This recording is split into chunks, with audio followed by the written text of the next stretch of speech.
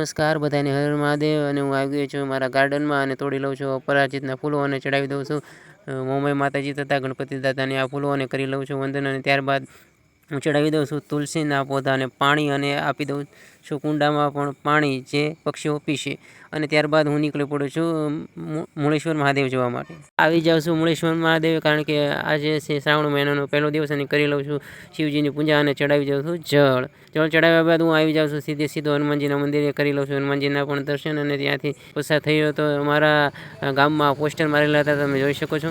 રાજ્યપાલ ગઢડા શહેરમાં આવતા હોય તેવી માહિતી મળતા જ તંત્ર સાબદું થઈ ગયું અને રોડ રસ્તા પરના જે ખાડા છે તે ડામરથી પૂરી દેવામાં આવ્યા હતા. જ્યારે કોઈ નેતા આવવાનું હોય ત્યારે આવી કામગીરી તરત થઈ જાય છે. અને ત્યાંથી હું આવી જાઉં છું કારખાના ઉપર અને કરવા લાગુ છું મારું ડાયમંડનું કામ. અને કામ કરતાં કરતાં હું જાઉં છું તો બહાર સરસ મજાનો વરસાદ પડી ગયો છે, તમે જોઈ શકો છો કેવી હેલી આવી ગઈ છે. અને ત્યારબાદ હું કારખાનાનું સારું કામ પતાવીને સાંજના 7 વાગે હું આવી જાઉં છું સંજયભાઈ સારથી એજન્સીના ગોડાઉને. અને ભાઈ અહીંયા તમે જોઈ શકો છો કેટલી બધી સોડાઓ અહીંયા પડી છે નાની મોટી. તમારે પણ તમારા દુકાનમાં વેચાણ માટે આ સોડાઓ જોતી હોય તો સંજયભાઈનો સંપર્ક કરી શકો છો. તો આજ માટે આટલું જ. મળીએ નવા વિડીયોમાં. વિડીયો ગમે તો લાઈક કરજો અને વધુમાં વધુ શેર કરવાનું ભૂલતા નહીં. બધાને હર હર મહાદેવ.